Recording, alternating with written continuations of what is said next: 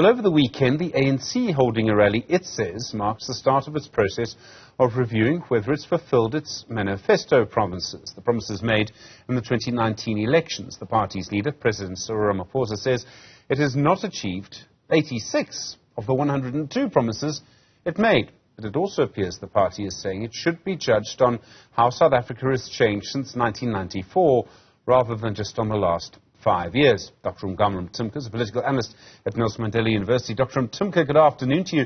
When the ANC itself says it hasn't managed to fulfill most of its promises, what kind of message is it sending to voters? I think they know that voters are aware of this, Stephen, and it cannot be spinned.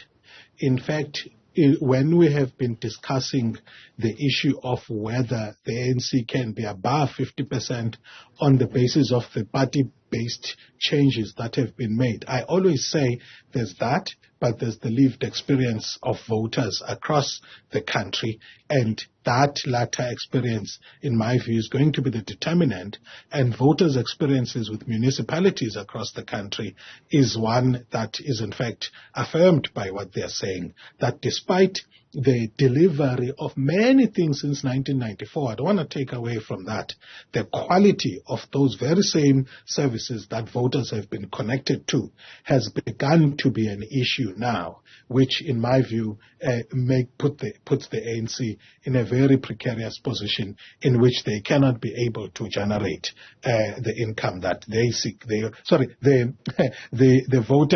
voters that they seek to attract. Oh, I can see some cynics about what the mistake you just made, Dr. Mtimka.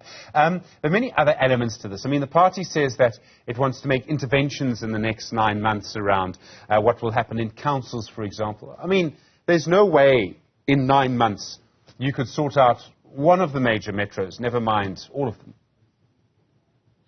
Absolutely. So my view has been that the ANC needs to do these changes in order to position itself for a good recovery in the late 2020s, early 2030s.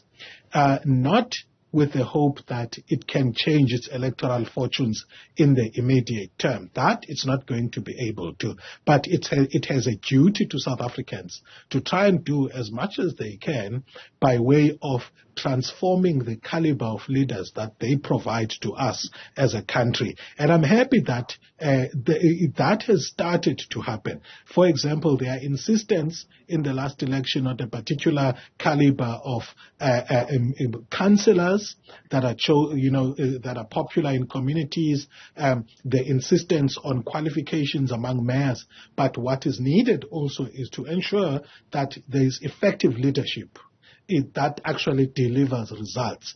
And the party needs to select leaders on the basis of whether or not they are performing. So it's one thing to change the character and the criteria for leaders. It's another to insist on performance and make sure that performance becomes part of the criteria for determining whether people come back for leadership positions or not. President Ramaphosa will obviously lead this campaign, and the ANC itself said that in 2019 its research suggested he was very important to that campaign. He was at one point more popular than the party. Is that still the case? And I'm thinking about Phala Phala, I'm thinking about the corruption that occurred on his watch during the pandemic, I'm thinking about his repeated promises that the ANC is renewing itself.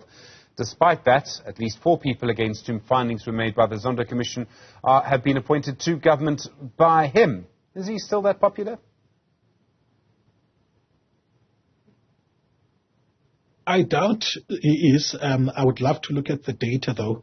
There's these data sets that get produced by pollists in the country where they would look at, the dip in popularity rating. So it would be lovely to look at that, but it wouldn't add much to the campaign of the ANC at the moment, given the scandals that he's facing personally, but also the fact that, the role of a particular leader in the ANC in the past, say, 15 years has actually not contributed much in its electoral fortunes, even though in some instances it actually does play a role, but not so significant as to sway the vote from, if it was going to be a loss, it actually shifts to become a potential success. Dr Ongama Mtimka, thank you so much. So much more to talk about when it comes to the ANC and next year's elections. He's a political analyst at Nelson Mandela University.